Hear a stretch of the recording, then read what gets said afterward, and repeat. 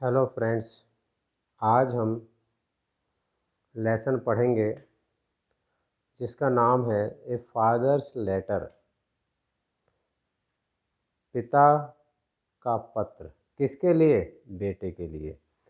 Eight what stage does a child need the parents advice the most.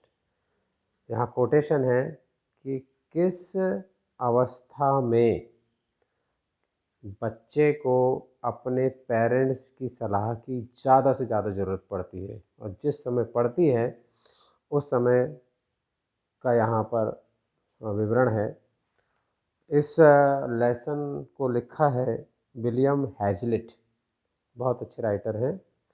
इसमें 6 paragraphs हैं और मैं paragraph पूरे ना पढ़कर शुरू की लाइन पढ़ूँगा ताकि फिर स्टूडेंट्स को वो पैराग्राफ में ध्यान देने में सुविधा हो जाए, क्योंकि एक एक पैराग्राफ की एक एक लाइन को एक्सप्लेन करना बहुत मुश्किल है, बहुत बड़ा वीडियो हो जाएगा। एक समरी जैसी मैं आपको बताऊंगा। इसमें फर्स्ट पैराग्राफ में ये बोलते हैं पिता अपने बेटे को, my dear little fellow, you are now going to settle at school and may consider this as your first entrance into the world. कि आप स्कूल में एडमिशन लेने वाले हैं, और ये स्कूल में एडमिशन लेना यानी एक प्रकार से संसार में प्रवेश लेना, दुनिया में प्रवेश लेना। क्यों? क्योंकि स्कूल में सभी प्रकार के स्टूडेंट्स होते हैं। कुछ फ्रेंड्स भी हो सकते हैं, कुछ दुश्मन भी हो सकते हैं, कुछ आपका सपोर्ट करने वाले भी हो सकते हैं, कुछ विरोधी भी हो सकते हैं। तो आपको उनके बीच में तालमेल बैठाना है। बाद में वो कहते हैं कि मेरा स्वास्थ्य भी ठीक नहीं है, हो सकता है मैं आपका आगे तक साथ न दूँ, और मेरे इस दुनिया से चले जाने के बाद आपको ही यहाँ पर रहना है, सारी चीज़ें संभालना है।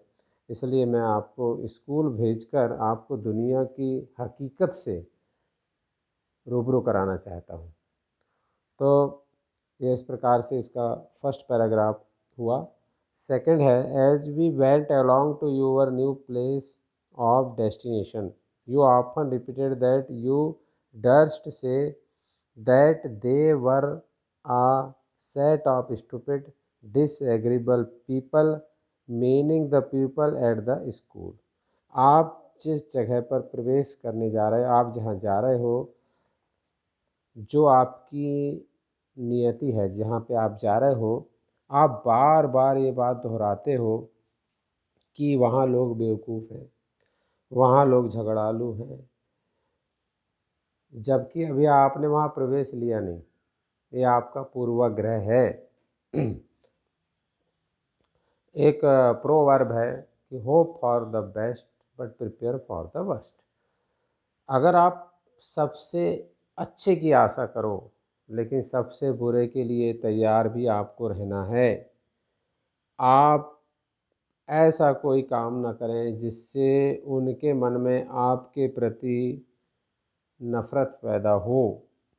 आपको उनको सहन करना है। आप अपने आप को नहीं बदल सकते तो आप उनको सहन करना सीखो। इसके बाद इसके थर्ड पैराग्राफ में जो लिखा हुआ है वो ये है, you seemed at first to take no notice of your school fellows और rather to set your self against them because they were strangers to you. अब आप कहते हो कि वो सारे के सारे अपरिचित हैं, वो आप पे ध्यान नहीं देंगे या उन्होंने आप पे ध्यान नहीं दिया। आप अपने आप को उनके विरुद्ध स्थापित कर रहे हो, क्योंकि आप जितना उनको जानते हो वो भी आपको उतना ही जानते हैं। इसलिए आपको उनके साथ सामंजस्य बैठाने में दिक्कत जा रही है। तो आपको उनका उपहास नहीं उड़ाना है और उनके साथ सामंजस्य आपको बैठालना है। इसके बाद 4th नंबर का पैराग्राफ है, I thought you were disposed to criticise the dress of some of the boys as not so good as your own. अब आप कहते हो कि जितने अच्छे कपड़े आपके हैं उतने अच्छे कपड़े उनके नहीं हैं, वो वेल ड्रेसअप नहीं है। तो देखो, हो सकता है कि वो लोग समर्थ ना हो वैसे कपड़े खरीदने के लिए। किसी की मजाक, किसी की गरीबी का मजाक बिल्कुल नहीं उड़ाना है। किसी की गरीबी का मजाक उड़ाना अनावश्यक दुश्मन पैदा करने के समान है।